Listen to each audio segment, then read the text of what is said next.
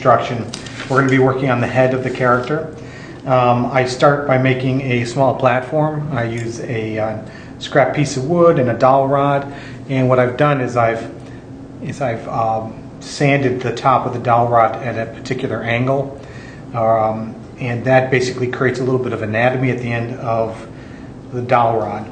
And what this is going to be used for is to build your character, and while you're working on your character you can hold the platform and use your tools without damaging any of the detail you've created with the clay, because the clay we're going to be using is super sculpty. It's a polymer clay and it's kind of soft, and if you were to sculpt one side of the clay right here and put detail on it and then switch to do the other side, by touching it with this hand you've ruined what you've already worked on.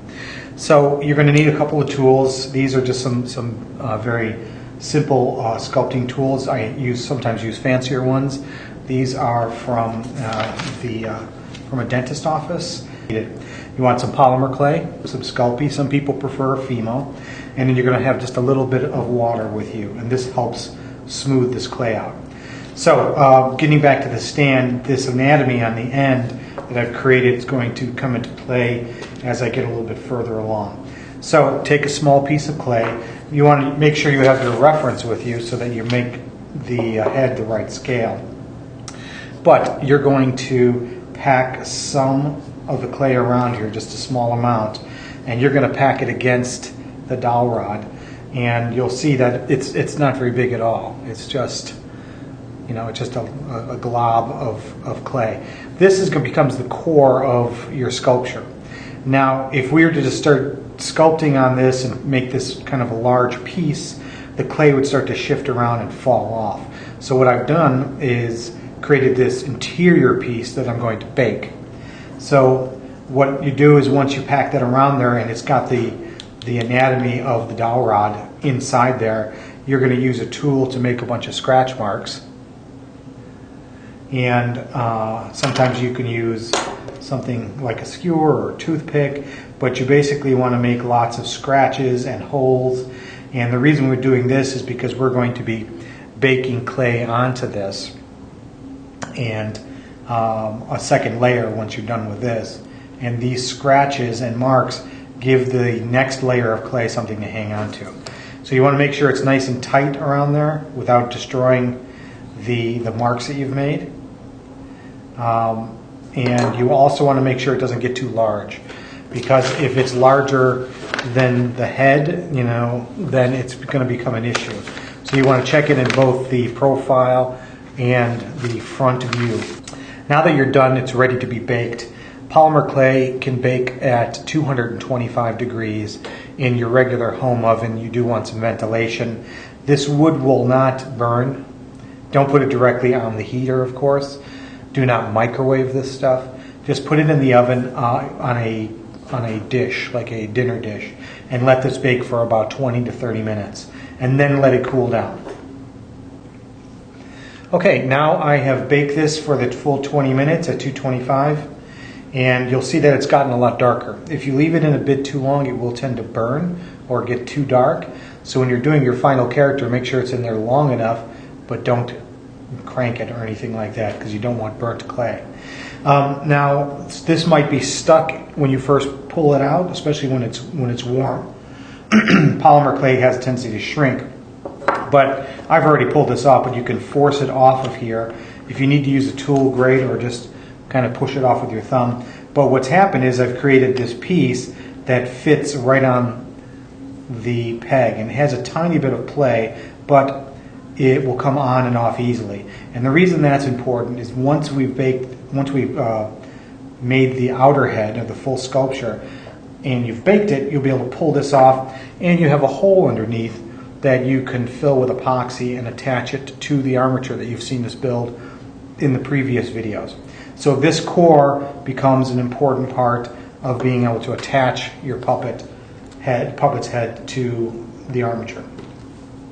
So again, keep your reference close, keep measuring it, look back and forth at it, but you're going to start by kneading the clay, and you're going to squish the clay just to kind of warm it up. And sometimes when this clay gets old, it needs to be kind of kneaded and worked so that the chemicals kind of remix. So take your clay and start packing it around your core. Now you want to do this by squishing it down from all directions, and what's happening is the soft clay is getting into the holes and scratches of the baked clay, and that gives it something to adhere itself to, and then it'll keep the clay from slipping while you're working on it. So you're going to work that back and forth like this, and you can see I'm kind of using both hands and squishing it in there from all sides. And then you'll feel that when you start to push on this, it'll wiggle a tiny bit. It still comes off if you wanted to, but it doesn't spin and it doesn't push through. So you've got this nice core to work with, and you've got a nice stand to hang on to while you're working on this. So when you sculpt, you want to sculpt in shapes. Don't think about any details yet. Think about the shape of the head.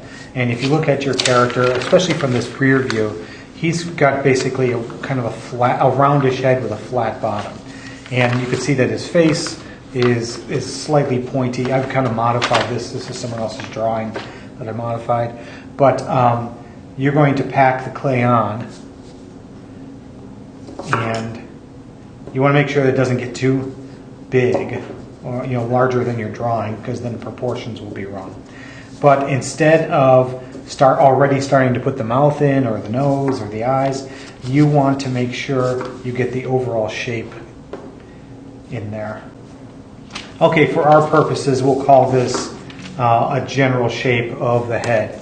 You can actually, if you want to, you can take this off, especially with a round piece, and you can carefully roll it in your hands like that, trying not to close up that hole on the bottom, and then fit it back onto the stand. And that kind of helps kind of round things off. Now he has a bit of a chin, so you want to add a chin. And you once you kind of get the general shape, and this isn't perfect, but for the purpose of this video, I think it's fine. So what you want to do is you want to look at your puppet, and you're going to want to find the center point of the puppet's face. You could use a toothpick or the skewer. Find the center of your face. Now most people's faces don't have the eyes way up here. That's a very common thing for people to do.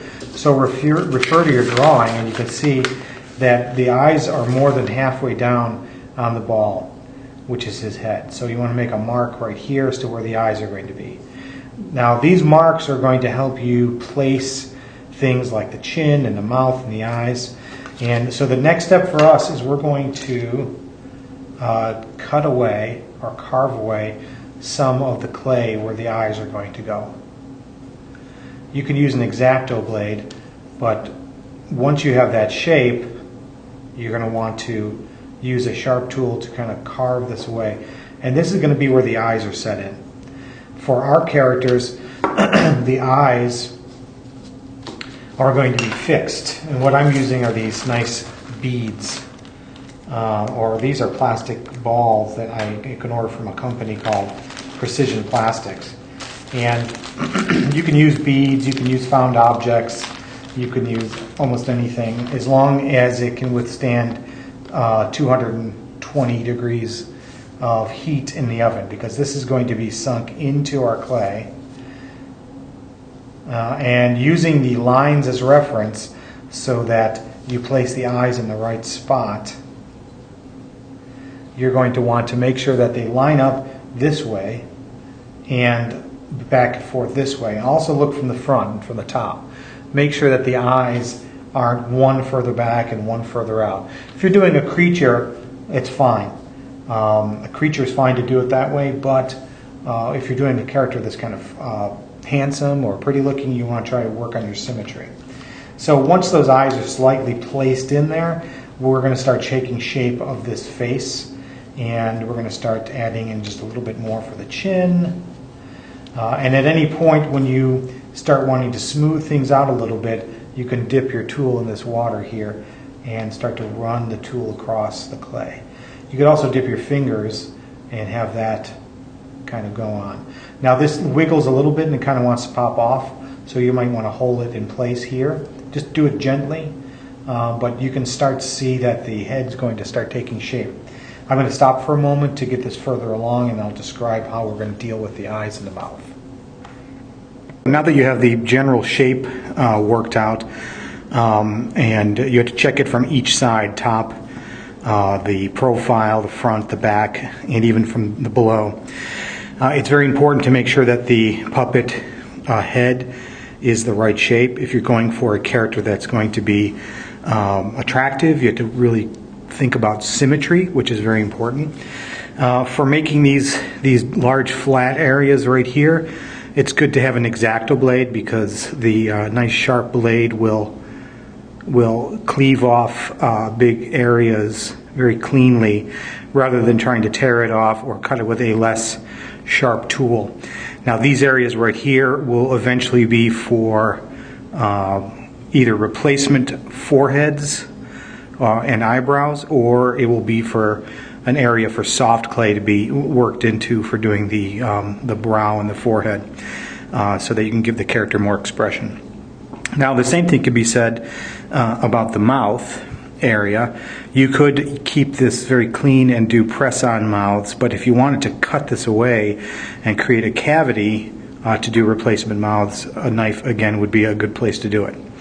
So as far as adding pieces to the clay, we're going to be doing the ears. So you want to refer to your drawing and make sure you get the placement right. But if you're going to create ears, what I usually do is I start off with two balls about the same size to make sure that the ears are a similar size or a similar shape. So what I'm going to do is I'm going to figure out where on the head I'm going to place it. So his ears are placed somewhere like just past the eye, about halfway back on his skull. Okay, and I'm just placing that there, and then I'm going to look from above and figure out the spot for the other side, which is probably going to be right about there. So at this point I'm going to check it from the front and from the top and from the back. Now you can see that there is a gap here for where the eyes, not the eyes, but the ears have been placed on. That, if this whole thing were baked and you were to leave this as is, these pieces would not stick to the clay. It would fall off. This is a polymer clay. It sticks to itself very nicely, but for little limbs and adding things like noses or any details, not only should they be chunky and a little thick, because this clay is not that sturdy, but it needs to be welded in. So you're going to use a nice tool. I use these metal tools. They're wax carving tools, but wood will work as well. You can have a little bit of water nearby to dip your tools in for blending, but what you're going to do is weld this in. So you want to smear the clay into and towards the head. All right. Now you can see the top part of it done. Now you still have to do the back, because still, if this were baked, it would tend to fall off because it's not welded or blended in the back. Sometimes you can add a little snake of clay in there to kind of add a little material and basically smear the whole thing together back and forth. It's good to have a variety of tools for doing different shapes or getting into different areas. Some of the areas have to be very, very refined and small. But then when you're working on large pieces or sections of the face, you can use larger tools to kind of roll past to smooth things out. So right now I've done it a little bit, and you can see that it's starting to blend very nicely. And spend your time, take your time with it. Make sure you don't add too much clay, and you'll notice I try not to use my hands too much, because the hands will start to distort the rest of the sculpture. But you can see comparison this year compared to this year, it's a little different, but once you blend this one, it'll be fine. Now once it's welded on there and you bake it, it'll remain there very nicely and won't come off. So I'm going to blend this other side. Okay, so now that I'm basically finished with this particular character, as far as the sculpting is concerned, a lot of times when you use your hands or you use tools, there are textures that are on the clay that are easily gotten rid of So what I usually use is a lighter fluid. You can use rubbing alcohol, which is a little less aggressive for smoothing out the clay. You could even use water. But I use a little bit of lighter fluid, and I find a nice soft brush. And then I go in there and I use that as a solvent to kind of smooth the clay. So I brush it back and forth, and what that does is it takes away any tiny little crumbs or fingerprints. You could even poke at the or dab at the clay, and what that does is kind of creates a fine sort of texture, which will be easier to paint, and it'll be smoother looking, and it will just make it more refined. So you could do that for this entire puppet on this side. But what we're going to do next is I'm going to bake this. You can bake this in the oven for about 15 to 20 minutes in a preheated oven that is set at 225. The wood itself is at that temperature will not start on fire. Just don't put it directly on the bottom. I sometimes put it in a dinner plate, which will help protect that. So what I'm going to do next is I'm going to bake this, and then I'm going to show you ways to smooth it out using sandpaper. The head has cooled down. It was in the oven for about a half hour, and now it's cool to the touch. And now we can remove it from our stand. You might have to force it off. There's an opening now, and this opening is going to become our attachment point for our armature. This hole will be packed with epoxy putty once you're done preparing the head and attaching it to the armature. We could talk about that in a later video. So Super Sculpey has a tendency to look a little crumbly or not as smooth as you thought it might have been when it was unbaked. But at this point, it's still completely workable. So if you see some high points that you want to get rid of, you can go in there with some soft sandpaper and take some of that away. This is a 220 grit, and this is 320. So you want to start with something a little bit heavier, and you'll notice those scratches show up, and you can see the low spots and the high spots. So if you want to, you could sand this to a glass finish if you wanted to. And what you're doing is also preparing the surface for paint, because this takes acrylic paint very nicely. So at this stage of the process, I could take this to a level where, like I said, it's very, very smooth, and then paint it. Right now we have the fixed eyes, which we'll talk about in a moment. But at this point you could paint the whole thing and let it set up. And then if you wanted to, you could create the soft brow from an oil-based clay. Right now I'm using polymer. But an oil-based clay that would match the paint that you've painted the face would then be kind of jammed in here and create a brow for the character, which will allow you to kind of create some expression that you can animate a frame at a time in front of the camera while you're doing your shoot. It'll also allow you to create some eyelids so your character could blink, and I'm just going to do this very roughly just so you kind of get the idea. If you can match the clay or the paint to the clay, it'll be a much more believable sort of transition. But you're going to blend towards the nose, and you're going to create something along those lines. It's very rough right now, but if you wanted to change the expression where he looks confused, you can move that one frame at a time in front of the camera on your puppet. Now you could also use that anatomy that's left behind for doing replacement animation pieces of the brow. You can actually coat the backside of this piece with a little bit of Vaseline and create your face like that. And once you've cleaned it up, and pop that in the oven and bake it, and the Vaseline will keep it from bonding to this clay. And then as that cools down, you can pop that off and do the next one. But that's, again, a more involved process.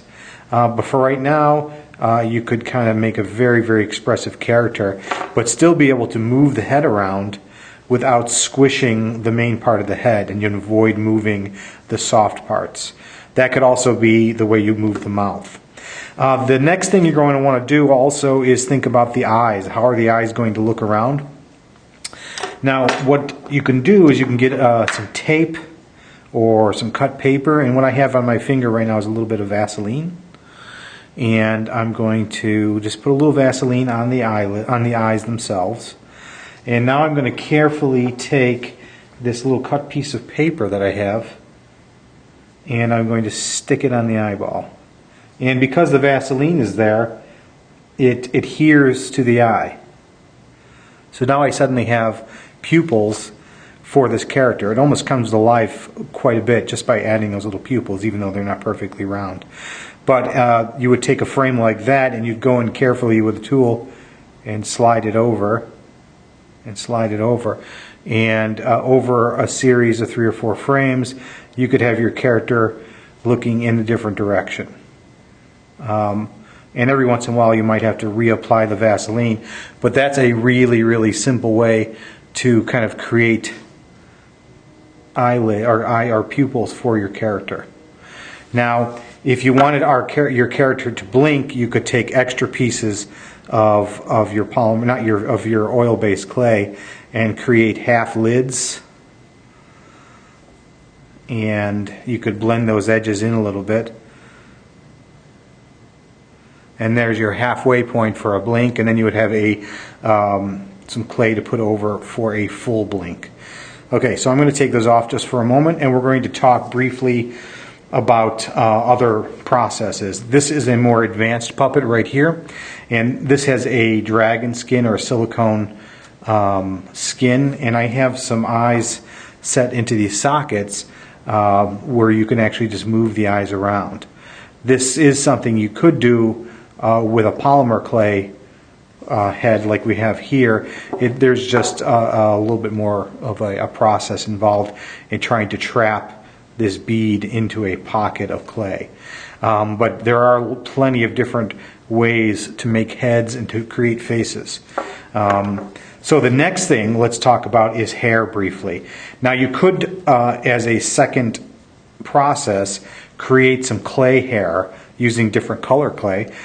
Sculpt your clay on top to create a hair piece and bake that entire thing.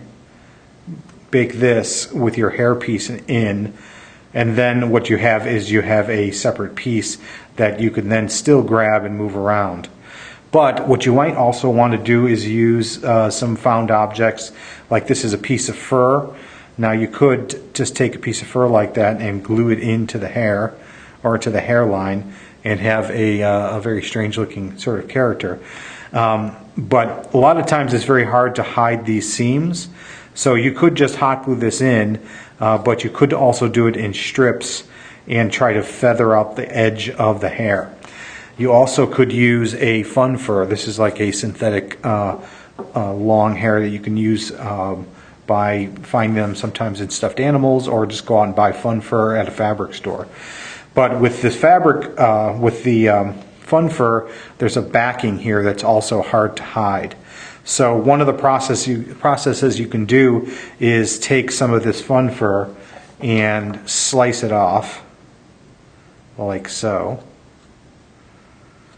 And now you've created this little patch of hair. All right. Now you could take a little bit of your glue. This is that flexible glue that we used for our armature earlier in the video.